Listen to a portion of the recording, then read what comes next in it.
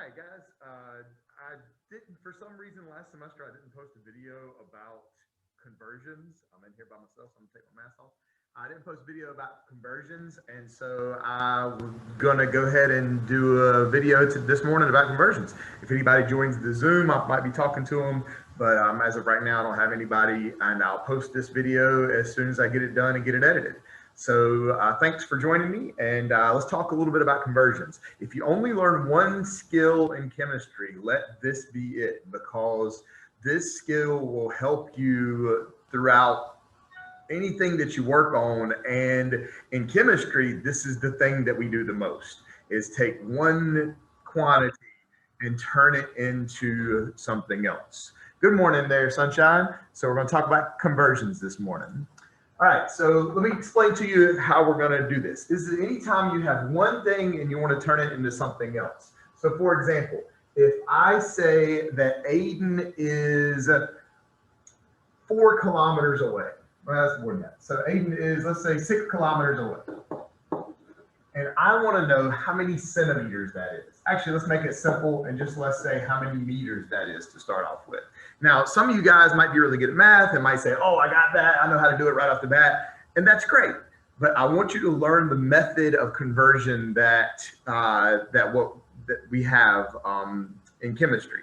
And the easiest thing you do, you always look at what you have and what you want. Those are the two big things. You have kilometers, you want meters. First step is always to write down exactly what you have. So I have 6 kilometers. So write down exactly what you have. And then you're going to draw your conversion tool.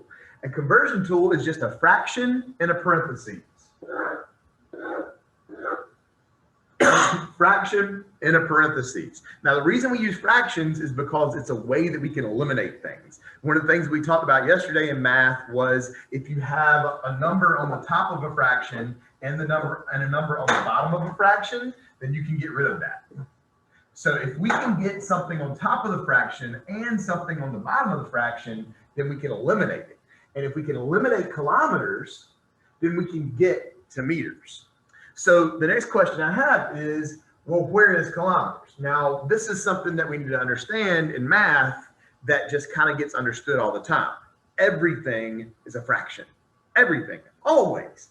That right there is a fraction. You say, well, no, you're an idiot, Mr. Tyler. That's not a fraction. That's a whole number, 6. Well, every number is a fraction because every number is over 1. And so 6 kilometers is a fraction because it's 6 kilometers over 1. Now, I don't write that because you don't write that part of a fraction. You don't need that part of a fraction. So the main thing, the reason I tell you that is because kilometers is on top of the fraction. Even though you don't see the little line there, you don't see the over 1, you know that kilometers is on top of the fraction. And if I know kilometers is on top of the fraction and I want to get rid of it, I'm going to put it on the bottom of the fraction. Sorry about my smart board. I'm going to put it on the bottom of the fraction. Kilometers on the top, kilometers on the bottom. If I do my math now, kilometers poofs away. Now, I don't want to change my quantity. And anytime you don't want to change your quantity, you can multiply by 1. So I want to make this fraction 1. And to make a fraction 1, like you were just talking about, we put the same thing on the bottom as we put on the top. So right now, I have kilometers on the bottom. I don't want kilometers. I want meters. So I put my meters on the top. I want this to equal 1. Now, for this to equal 1, I put the same thing on the top as I put on the bottom. Now, it's not the same number because it's different units. So I need to know which one of these two things is bigger, meters or kilometers. Luckily, I know it, but the worksheet that you have and other things that you have are going to actually give you these, what we call conversion units, conversion equivalents. And in a conversion equivalent, for every 1 kilometer, there are 1,000 meters. So for every 1 kilometer, there are 1,000 meters. So if I do this, then that gets rid of kilometers. Now let's look at my math I'm going to do here. The only thing I have under the fraction is a 1. So anything divided by 1 is itself. So the only math that's happening here is 6 times 1,000. 6 times 1,000 equals 6,000. I got rid of kilometers. And so the only thing that's left for me to have is meters. Mr. Tyler, I got a question. Sure. I'm so lost on this worksheet. We'll get there next. Which work you talking about today? You said what? You talking about yesterday's worksheet or today's worksheet? Oh no, I'm talking about today's. Yeah, that's what we're working on right now, and that's what I'm. Let me do one more example, and then I'll switch to the worksheet. All right. Okay. So this is a one-step problem. This is a problem where you have an equivalent of one thing goes to the other thing. You do the math, you get it where you need to go. Let's look and see if we needed to do a two-step problem. So let's say that someone said, how many days, let's see here. They want to know how many hours is 7,000 seconds. How many hours is 7,000 seconds? Okay, so do the exact same thing we just did. You write down exactly what you have. 7,000 seconds. And then you draw your fraction with a parenthesis. And you put what you have and you don't want on the bottom. I have seconds, I don't want seconds, they go on the bottom. Now this one's a little bit different because I don't know how many seconds are in an hour. Maybe some of you smart people do, but I don't. I don't know how many seconds are in an hour, and so I do know how many seconds are in a minute. So I'm gonna go from seconds to minutes. How many seconds are in a minute? We all know 60 seconds in 1 minute. Okay. Now that doesn't get me where I want to go. I want to get to hours. So I need one more step. And to do another step, you just throw another fraction there. Parentheses with a fraction. So I've gotten rid of seconds. Now I want to get rid of minutes. I don't want minutes. They go on the bottom. I want hours. How many minutes are in an hour? 60 minutes in 1 hour. All right. The only thing that's left for me to do, because now that gets rid of my minutes, the only thing that's left for me to do is my math it up. And remember your order of operations, you always multiply before you divide. This is one big math problem. So it's 7,000 times 1 times 1, 60 times 60, and then divide. 7,000 times 1 times 1 is pretty straightforward. 7,000. 60 times 60 is 3,600.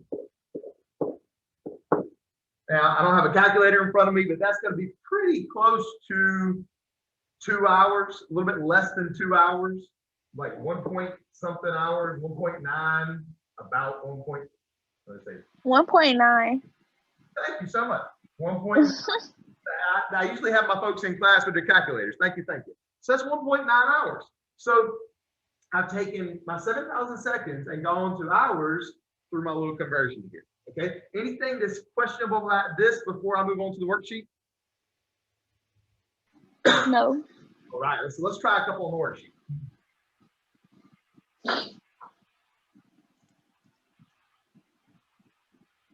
Oh, that's the wrong button. So did you just do number 1 as the example? Because that looks the same. Or I don't know. Maybe I'm just. Let me bring. All right. So here's this is the worksheet we're working on, right? Mm-hmm. All right. So let's check it out. Let's do number 1. So first thing you're going to do is write down exactly what you have. 1,600 meters. Okay. Then you draw your fraction with a parentheses. Parentheses multiplying, and we're just going to put a fraction right in the middle of it. I don't want meters. They go to the bottom. I don't want meters. So meters goes on bottom. I do want millimeters. So millimeters goes on top. And I look up here in my little chart. And there's the conversion I'm going to use right there. And my smartboard is pitiful. Okay, so I'm going to put my numbers with whatever they are, 1,000 millimeters and 1 meter. So what's the only math I need to do there? Divide. What's the only number I would divide? 1. Very good. Do I need to divide by 1? I'm not sure. When you divide anything by 1, what is it? 1. If I divide 4,338 divided by 1 is 4,000. Yeah, whatever that number was. So anytime you have 1 underneath the fraction, dividing by 1, I mean, so yes, there's division up here, but it's dividing by 1. And that's not really my thing. So really the only math I need to do up here is say 1,600 times 1,000. And it's easy to just add 3 zeros. Bam, bam. So we're looking at 1.6 million millimeters. I think I got that. I was just confused on number 6. Okay. Number 6. Before I 11. Before I move to number 6, look at number 2. Number 2 is going to be the exact same, except for your fraction. So instead of multiplying times 1,000 in number 2, you're going to divide by 1,000. Does that make sense? A little bit.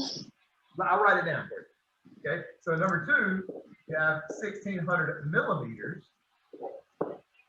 Millimeters this time on the bottom, meters on top. Same numbers, but now they're flipped. 1 and 1,000. And 1,600 times 1, that's a waste of my time. 1,600 divided by 1,000, that's what I want to do. And so 1,600 divided by 1,000, I believe it's 1.6. Yes, it is. That's it. All right, let's skip down to number 6, you said. I hope you're not counting this right or wrong, because, oof, I'm struggling. Okay, so make sure you understand. Everything we do, including the tests, is about growing. Okay, so don't stress on right or wrong. Just keep trying. Keep trying to do it. And like making mistakes and then realizing what you did wrong is a big part of doing better. So don't stress over that. Okay. All right. Number 6. Because the density of lead is 11.34 grams per centimeter cubed, and it wants to find the density of lead in kilograms per decimeter cubed. Now, I'll be honest with you, this is a little bit of a step harder than anything we're ever going to do on a test or anything. So I'll do it with you, but I want to make sure you understand that this is probably just looking real quick through this. Yeah, this is definitely one of the hardest ones on this page. So don't stress on it too much.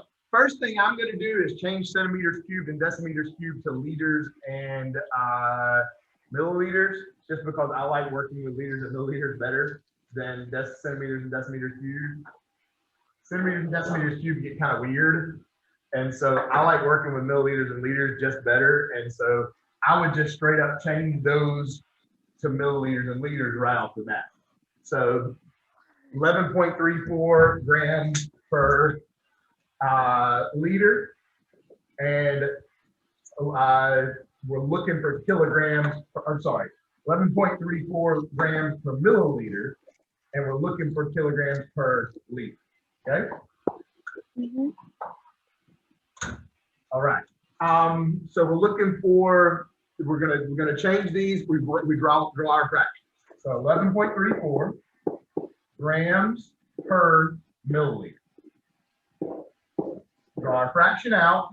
Now you have to ask yourself, do I want to deal with grams first or do I want to deal with milliliters first? Really doesn't matter. Grams is on top, so let's do that one first.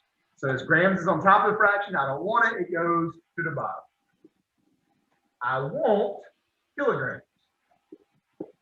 And if you look up at the top of your chart, I'll let you look it up on your thing. There's going to be 1,000 grams in every 1 kilogram. We cool so far? Yes. All right. Now we deal with milliliters. Just draw ourselves another fraction. Milliliters is weird, and this is one of the only times you're ever going to do this, and I'll be honest with you, it'll never be on a test. Milliliters is on the bottom of your fraction here, so to get rid of it, I need to put it on the top of the fraction here. I don't want milliliters, I want liters, so they go there. If you look up at your chart at the top, there's going to be 1,000 milliliters.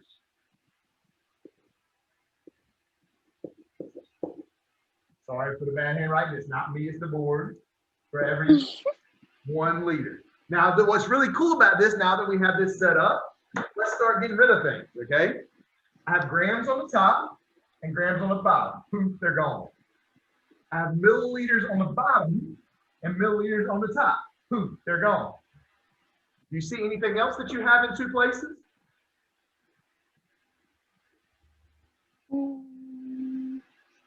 Wait, repeat that question. Anything else that's in 2 places, on the top and on the bottom? It's not a letter, it's a number. 1? Okay, sure, we can do that. So 1's on the top and 1's on the bottom. Poof. There's 1 more. 1,000? 1,000's on the top and 1,000's on the bottom. So we've gotten rid of just about everything. Look, there's not even any math to do. Like if you did the math here, it'd be 11.34 times 1,000 and then divided by 1,000, which takes you right back to 11.34. And then what's left with your units? Grams per liter. So this one looked hard, but it actually, the answer is the number that they gave you. And that was, yeah. So let me ask you a question. Sure. I'm not trying to sound dumb or anything. Don't worry about that. Don't worry about that. So like, what's the main goal of like these questions? Like, what do I need to really focus on? Like, that's a great question. So the main goal of these questions is to get us ready for later in the year when we're going to be doing chemistry conversions. And I'll show you an example of a chemistry conversion. Later in the year, we're going to talk about something called moles. And moles are amount of substance, because when we're talking about chemistry, we're talking about atoms. And atoms are really, really, really small. And so we have to have a special number that deals with, that makes atoms workable. You can't just say how many oxygen atoms you have, because it'd be some ridiculously high number. So it's a whole lot smarter to say, how many moles do you have? Because that's a number that we can work with. And so later in the year, we're going to talk about something, converting moles to grams using the periodic table. And so let me show you an example. Let's say you have 4 moles of oxygen. And I want to know how much that weighs. Okay. So I know 4 moles of oxygen, the conversion for that is off the periodic table. I'm pointing to the periodic table over here. You can Google the periodic table if you want to, or you can just trust me. But if I look at the periodic table, I know that for every 1 mole of oxygen, there are 16 grams. So I'm going to do my conversion. I have 4 moles. I'm going to put moles on the bottom. I don't want them. I want grams. For every 1 mole of oxygen, I have 16 grams. So 4 moles of oxygen weighs 64 grams. So that's something that we do a lot in chemistry, and it's kind of a backbone of chemistry. So understanding how to do these conversions is huge for later in the year in this class. Okay. Cool. So basically, if you know how to like divide or what else, add or whatever you just did, then I'll be good. That's one of the things that like everybody I always hear people when they come and say, "Oh, Mr. Tyre, I don't know about chemistry. I'm not very good at math." And I always say, "Can you multiply? Can you divide? You can do chemistry math." Because okay, well, I'll be good then. Always is understanding where you need to put the things and then doing the math. And always make sure that you do your multiplying before you do your dividing. Right. Okay, any real quick look at that worksheet. Are there any more that look kind of tough and you want me to rock out real quick? Yes. Sure, just pick one. 11. Number 11. All right, let's check it out. So it says convert 2,500 milliliters of hydrochloric acid to liters of hydrochloric acid. Okay, so we have 2,500 milliliters. Right, so that right there, being able to do that, I haven't done anything yet, and I've got my brain started. If you can write that down, then you can solve any of these problems, because then you just ask you keep asking the next question. This is what I have my conversion tool, let's go to work. I have milliliters, I don't want milliliters, where did I tell you they go? If you don't want them, where do you put them, on the top or the bottom? The bottom? Good. I don't want milliliters. We put them on the bottom. And then you look at your question. What does it say we want? What are we trying to convert to? The number, I think. I'm not sure. The number? Convert 2,000. That's what we want eventually, but what do we want to be a unit of? We have 2,500 milliliters. We want to convert it to liters. See? Oh, see, I think it's the words that's confusing me. I'm good with the numbers. I'm just like completely understand. Yeah, the words is confusing me. So bad. This is just a way to practice. How do we figure out from this garbage what they're asking? Because really all they're asking in this whole question is this right here. I'll write it in different colors so we can see it. All they're asking in this whole question is, you got that, how much that? That's all that question is saying. Does that make sense? Oh, okay. Okay, and so let me click off of that, sorry. All right, and then, so now we just put our numbers. So you go to the chart at the top of the page, look at liters, look at milliliters. For every 1 liter, there's 1,000 milliliters. I don't want to multiply times 1 because that's a waste of my life. So the only thing I'm going to do is say 2,500 multiply or divided by? Multiply. The only thing to multiply is 1. Oh, divide. Yeah, because it's where? You said what? Because the number's where? At the bottom. If the number's on top, we multiply. If the number's on the bottom, we divide. 2,500 divided by 1,000. If I could write, that's it. You did it so fast. I'm gonna get like that one day. Don't worry. Look, I've been doing it for 30 years. Don't stress. All right. If you have any questions at all, I'm actually going to close this Zoom so I can post this video. But if you have any questions at all, I'm going to immediately reopen the Zoom, and you can feel free to jump back on and ask any questions you have. Okay. All right. All right. Thank you so much for being here, Cameron. It really helped me out. No problem.